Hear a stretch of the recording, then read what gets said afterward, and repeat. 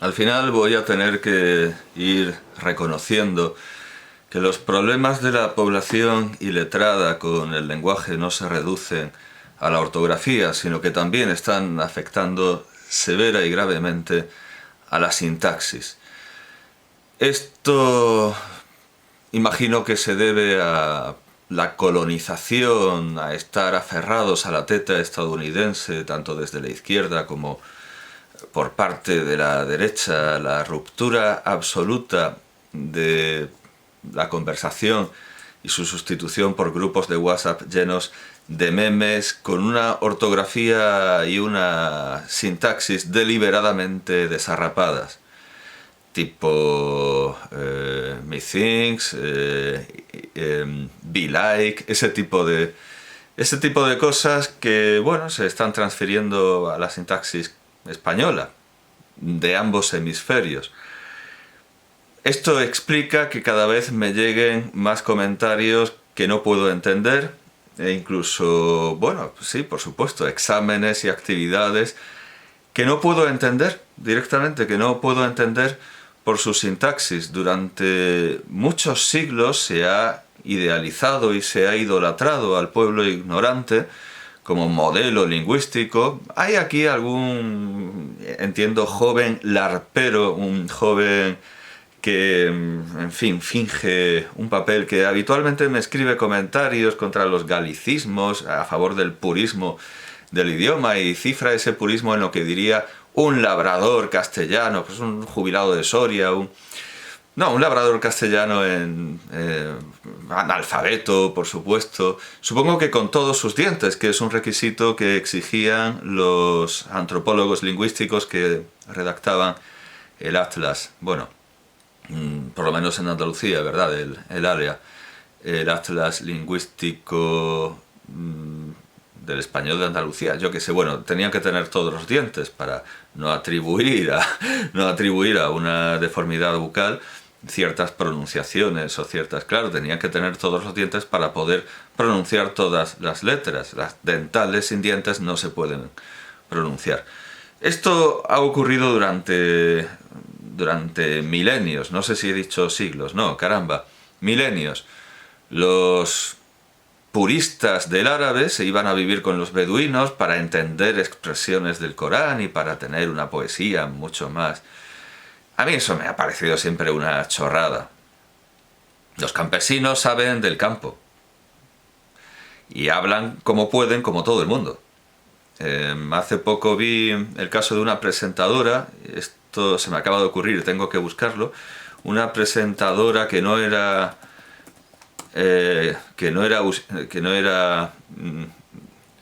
estaba en el número de los euskaldunes, anciana.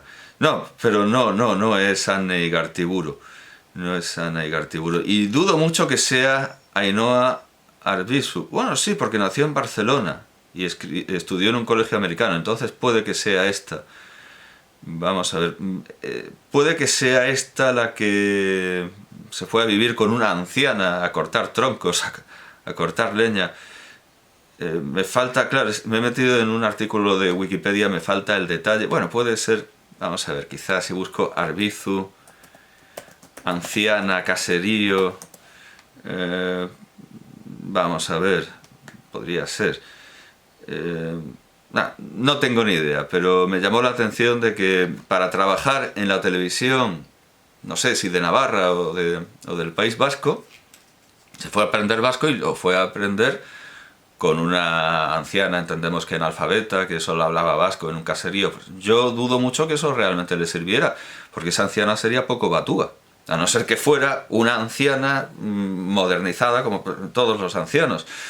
El otro día salí a la calle, esto es un acontecimiento porque yo salgo poco a la calle, sinceramente sí, salgo poco a la calle porque para lo que hay que ver, y nada más salir me encontré a dos ancianos en un banco, no hablando entre ellos, no cotilleando, no odiándose, no vilipendiando a otros, no preguntándose, mira las pintas que lleva ese, mira la zorra esa, ¿a dónde irá? Sino enfrascados cada uno de ellos en el móvil. Por lo tanto, esos ancianos ignorantes que eran el metron, que eran la medida del idioma, pues no existen, se han ido todos a tomar por culo. Hasta la anciana esta que le enseñó euskera seguramente tendrá un móvil y verá memes en los que... El indicio más claro de que esos viejos han desaparecido es que en internet ya hay señores de Cuenca o de Albacete, que seguramente parecerán el Moro Muza, muy preocupados, muy asustados, porque Elon Musk quiere introducir a los Pajits en esta gran nación que crearon, que construyeron nuestros padres fundadores. Un español que usa la palabra Pajit debería ser declarado incapaz. Lo que pasa es que ahora los incapaces pueden votar. Creo que no pueden, siguen sin poder firmar hipotecas, pero pueden votar. Ahí habría que preguntarles, ¿quién te ha enseñado esa palabra? ¿Quién te ha enseñado esa palabra? ¿De dónde te has sacado la palabra Pajit? ¿Por qué ahora hasta un jubilado de Soria habla como si estuviera en 4chan? Como digo, todo esto explica que yo no entienda muchos de los comentarios que me hacen desde ambos hemisferios. A veces entiendo, no sobreentiendo, sino entiendo que quieren ser ofensivos, otras veces entiendo que no lo tengo muy claro. A propósito de la presentación de Anthony Kiedis, pues un señor me ha preguntado si me había arañado el gato o si necesitaba cambiar de rastrillo. Entiendo que es ofensivo, porque entiendo, no, esto no es lo que... bueno, no me voy a extender en algo tan evidente como que yo hablo de lo que me sale. Bueno, es demasiado evidente. Aquí, en este espacio, aquí en esta cámara, se habla de lo que a mí me sale de los cojones. Creo que no hace falta. Vamos, no perdamos el tiempo en esto. Pero sí he recibido y sigo recibiendo comentarios de gente letrada, de estos analfabetos, modelos del idioma, que ya no existen, por más que queramos buscarlos debajo de una piedra, es que no van a aparecer. Todo el mundo tiene un móvil y todo el mundo ve los memes que les manda su sobrina o su cuñada Paqui, o mira, ¿has visto lo que... mira qué divertido. Pues, el campesino analfabeto ha desaparecido. También alguien me dijo a propósito de lo ofensivo que pueda ser o no pintarse la cara en las cabalgatas de Reyes, me dice, y un abuelo de Soria que se pinta la... Claro, yo le pregunté si era él ese abuelo, porque me están hablando de gente hipotética. Es como decía Borges que eran las tesis doctorales, muy modestas, porque siempre buscan lectores hipotéticos. Bueno, pues como digo, sí que me siguen haciendo comentarios desde la educación y desde la compostura y desde el buen idioma. David Navarro me dice, es curioso, a propósito de la presentación de Kiedis, es curioso como todas las bandas de rock acaban siendo el reflejo de lo parodiado en el, aclara, falso documental de 1984 ya de culto This is Spinal Tap de Rob Reiner. Seguro que conoce la película, pero tras sus presentaciones es casi obligado revisitarla. Yo no sé si él conoce el que podríamos considerar modelo de esta película, que es All You Need Is Cash, de 1978. Es lo mismo, solo que tomando a los Beatles como modelo más que, diría yo, Black Sabbath, ¿verdad? Parece ser el modelo de Spinal Tap. Pero es lo mismo. Las ideas son y la evolución es la misma, porque son arquetipos universales, es imaginario colectivo. Bien, y Enrique Díaz Rato, y desde luego no creo que tenga inconveniente en que lo citen y me vaya a denunciar por violación de la protección de datos, porque ahora resulta que lo que la gente publica en internet, si se republica en un medio con más alcance, pues puede suponer un delito, pero a la vez, si uno publica algo en una red con poco alcance, pues igualmente puede ser un delito con publicidad, injurias con publicidad. La ley tiene grandes dificultades para poner puertas al campo digital. Todo esto era campo y la ley todavía está tropezando en él y cayéndose en pozos. Me dice Enrique Díaz Rato, que como digo no creo que tenga inconveniente que lo cite, porque cuando uno tiene un buen nombre pues no le importa aparecer en público. Cuando ha dicho lo de las sociedades capitalistas que quieren quitarse a los enfermos de encima, porque yo he dicho que la homeopatía solo interesa eso, a las sociedades capitalistas que quieren quitarse a los enfermos de encima. Dice, me he dado cuenta de que Pablo Echenique había hackeado su canal con artes oscuras de inteligencia artificial. Claro, y esto me ha hecho replantearme la cuestión, replantearme lo que había dicho, y he tomado algunas notas sobre esto. En primer lugar, la cuestión es, claro, porque yo estaba pensando en Suiza. Creo que el único país del mundo, quizá Alemania, no lo sé, donde sea, según mi escasísimo conocimiento, a mi corto entender, el único lugar del mundo donde la homeopatía ha empezado a tomarse en serio. Claro, precisemos la homeopatía, ahora veremos qué vericuetos toma esto. Es Suiza. Esto se ha publicado muchas veces, de muchas maneras. Pero empecemos nuestra investigación y a reconsiderar las cosas. En primer lugar, ¿es Suiza una sociedad capitalista? Y claro, ahí me ha venido la pregunta por los comunistas suizos. ¿Existen los comunistas suizos? Pobre gente. Si existen, pues, y por supuesto que existen, o existieron, o bueno, en fin, digamos. Fueron ilegalizados en 1940. Después cambiaron de nombre, como Herri Batasuna, como el entorno de ETA, y también los ilegalizaron en el 44. Pero sí, existían hasta 1940, donde se consideró que definitivamente podían ser peligrosos. Por supuesto, esto nos lleva a la pregunta, obviamente, por reflejo, ¿existen los nazis suizos? Bueno, por supuesto que existían. Al igual que los comunistas eran muy poquitos, la mayoría de ellos, bueno, tenían relaciones directas con Alemania, comerciaban con Alemania, familiares alemanes, bueno, por supuesto que existían los nazis suizos. ¿Prohibió Suiza a los nazis? Sí, el mismo año de 1940. Ah, bueno, entonces Suiza es centrista y coherente. Bueno, no del todo. No del todo. Porque se tomó muchas más molestias en prohibir a los comunistas que en prohibir a los nazis. Claro que la manera en la que fue prohibiendo a los nazis. Bueno, sí, voy a buscar un apoyo. Voy a buscar el apoyo de estas notas. Voy a buscar Suiza Bellido en Twitter. Espero que el alcalde de Córdoba no ha tuiteado sobre Suiza, no tiene tan altas miras. No, y había notado esto, que sí, que prohibió Suiza a ambos, nazis y comunistas, pero se tomó la molestia de ir prohibiendo antes a los comunistas. ¿Y cómo? Pues de una manera muy suiza y muy, a mi juicio, discutible,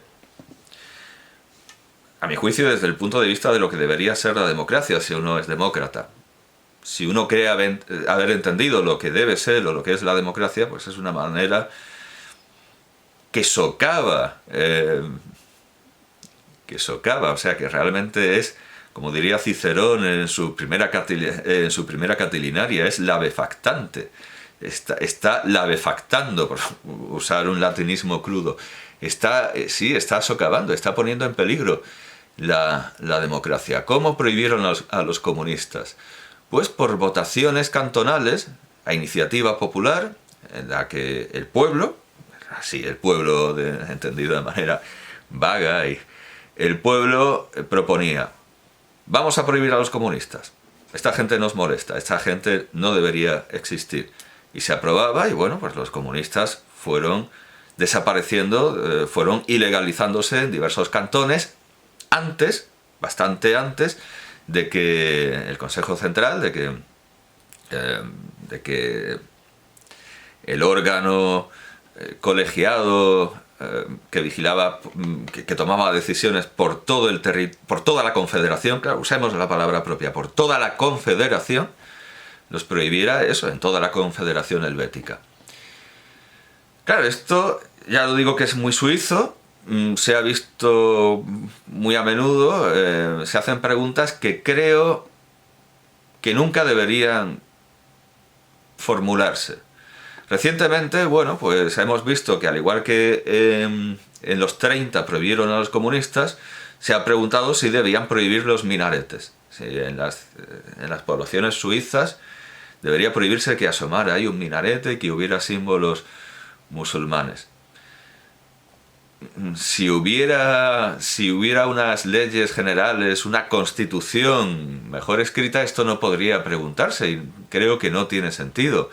En la serie La Piovra había una trama que consistía en que la mafia estaba envuelta en la construcción de una mezquita enorme en Roma que competiría con las estructuras, con las cúpulas y campanarios del Vaticano. Bueno, puede ser un problema que haya una mega mezquita en el Vaticano. A lo mejor puede ser un problema que haya una mega mezquita en el Vaticano, pero que asome un minarete en una ciudad suiza, convirtiéndola un poco en Albania, pues no me parece algo que realmente haya que tomarse en serio. Y creo que Suiza nos plantea el grave problema de que no todo puede depender de la voluntad popular, de que no se puede preguntar por todo.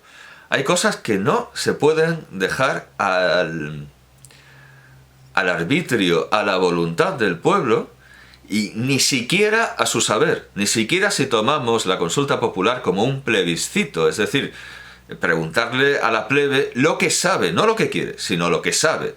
Cuando no hay una ley escrita, cuando los magistrados y los patricios dudan, le preguntan al pueblo qué es lo que se ha hecho siempre. Eso es lo que es un plebiscito, esa es la idea del plebiscito, preguntarle a la plebe lo que sabe, no lo que quiera. Pero yo creo que la plebe ni sabe, ni desde luego nos importa lo que quiera, acerca del aborto, bueno, hay una infinidad de cuestiones que no se pueden dejar a la voluntad popular.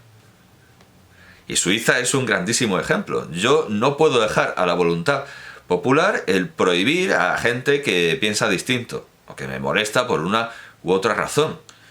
Porque así, ¿qué mierda de democracia será eso? Será una oclocracia. La multitud dominará a todas las minorías, a todos aquellos que se consideren, que se constituyan en minoría.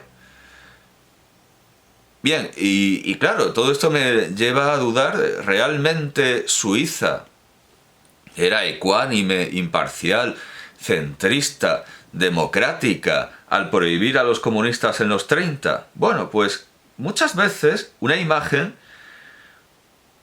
realmente vale más que 1000 palabras. Y el ver la fotografía del que estaba al mando en aquel tiempo, pues es bastante, desambigua bastante la cuestión. Creo que está bastante claro que no era exactamente imparcial y también queda bastante claro de parte de quién estaba. Y esto no es una impresión mía, porque cuando en el 44 intentó aproximarse a la Unión Soviética, viendo que se había equivocado de bando, la Unión Soviética, creo que con razón, se negó a hablar con él porque le parecía un fascista. Bien, entonces, en general, la sociedad suiza comunista no es, de izquierdas no es, tampoco nazi, aunque se haya enriquecido con los nazis, y al buscar en internet extrema derecha en Google, extrema derecha en Suiza, a ver cómo está ahora la extrema derecha, pues me sale como partido de extrema derecha un partido centrista, que se llama centrista, pero que, bueno, está en contra de la inmigración, asume ese pack que desde la izquierda española se considera extrema derecha. Extrema derecha. O sea, realmente no hay una extrema derecha que se llame como tal. O sea, los comunistas suizos y los nazis suizos están lampando como siempre han estado, y lo que hay es una sociedad muy capitalista, muy rica, a la que los nazis les interesan si pueden hacer negocios con ellos, y los comunistas también, si pueden hacer negocios con ellos, como en el 44. Y sí, podemos decir que Suiza es una sociedad capitalista, que como sociedad capitalista que es, tiene más simpatías, como hemos visto en el caso del consejero federal, del presidente del Consejo Federal de 1934 a 1940, y consejero federal sin más, de 1929 a 1944, que a veces lo era de correos y de correos y la Renfe y trenes, de correos y trenes, lo que nos recuerda a esa afirmación, parece que real, de Hindenburg acerca de lo que le iba a dar a Hitler. No, es que Hitler pida, y él dijo que Hitler pida lo que quiera. Yo lo que le puedo dar es hacerlo ministro de correos y que me bese el culo cuando pegue un sello, porque salía Hindenburg en los sellos. Bueno, pues sí, era ministro de besar el culo al presidente, pero a veces fue presidente, y a veces, en ocasiones cruciales, fue el consejero de política. Y entendemos, en Suiza se entiende, el consejero de política es el consejero de asuntos exteriores o de política internacional. O sea, que dependía de él el acercarse a Alemania o a la Unión Soviética, y desde luego se acercó más a Alemania. Bien, esto queda claro. Suiza es una sociedad capitalista, conservadora. Y a los suizos no les interesa ni poco ni mucho, vamos, les interesa tanto como mearse en la cama, introducir allí un sistema comunista y convertir Suiza en una república popular cantonal, a pesar de que muchos elementos de su configuración recuerdan los juicios populares, recuerdan, sí, estructuras que curiosamente elogia mucho el mundo comunista, pero luego sin embargo, los países comunistas son monarquías absolutas, se parecen más a la monarquía absoluta que al cantonalismo republicano suizo. Bien, entonces, queda claro, sí, los suizos son capitalistas. Y ahora vayamos a la cuestión de los suizos y la homeopatía, el tomarse en serio la homeopatía. Y vayamos al grano. Voy a buscar otra vez. Vayamos al grano, porque se han publicado muchas cosas confusas, y no solo en medios españoles, también en medios suizos, donde por supuesto pues también la prensa juega a la confusión. Y por supuesto, la prensa es la prensa en todas partes donde puede serlo, claro, y Suiza tiene libertad de prensa. Por lo tanto, hay libertad para mentir, que es algo que yo entendí que existía, pero no existe. Es decir, bueno, es que claro, así como el deber de un preso es fugarse, entendemos que el deber de un acusado es mentir. Sin embargo, existe el perjurio, pero solo para los testigos. Es algo bastante complejo esto de la mentira en un juicio. En todo caso, y sería otra cuestión debatir si existe el derecho a la mentira.